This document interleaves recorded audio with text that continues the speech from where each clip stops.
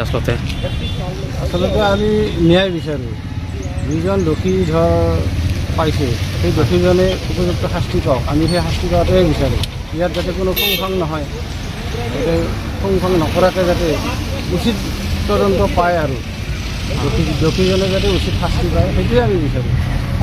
আৰু ইয়াত কিবা গণ্ডগোল হ'লে যদি ফুংফাং হয়, আমি গোটেই হল পাব্লিকে আচলতে বহুত দুখ পাওঁ।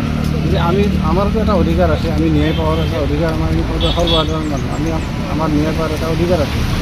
গতিকে আমি ন্যায় পাব লাগে। দোষীকটো কৰায়ত্ব কৰিছে ইতিমধ্যে, দোষী কৰায়ত্ব কৰিছে। দোষীক কৰায়ত্ব কৰিছে। দোষীক যদি কিবা আইনৰ সুৰুঙা বনাই যদি দোষীক বচোৱাৰ চেষ্টা কৰে, সেইটো মানে যুক্তিসংগত নহ'ব। আৰু যদি ইয়াতে যদি মানে একো আমাৰ মানে উচিত বিচাৰ আমি নাপাওঁ, তেতিয়াহ'লে আমি অপৰাধ মহললৈ আৰু যোগাযোগ কৰাৰ কাৰণে সিদ্ধান্ত ল'ম।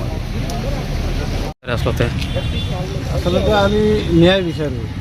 যিজন দোষী পাইছে সেই দোষীজনে উপযুক্ত শাস্তি পাওক, আমি সেই শাস্তি পোৱাটোৱে বিচাৰোঁ।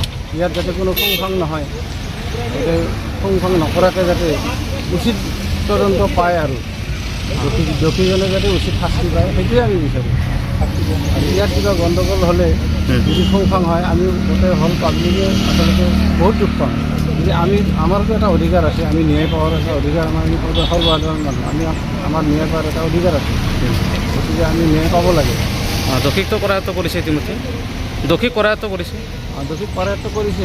দোষীক যদি কিবা আইনৰ সুৰুঙা বনাই যদি দোষীক বচোৱাৰ চেষ্টা কৰে, সেইটো মানে যুক্তিসংগত নহ'ব।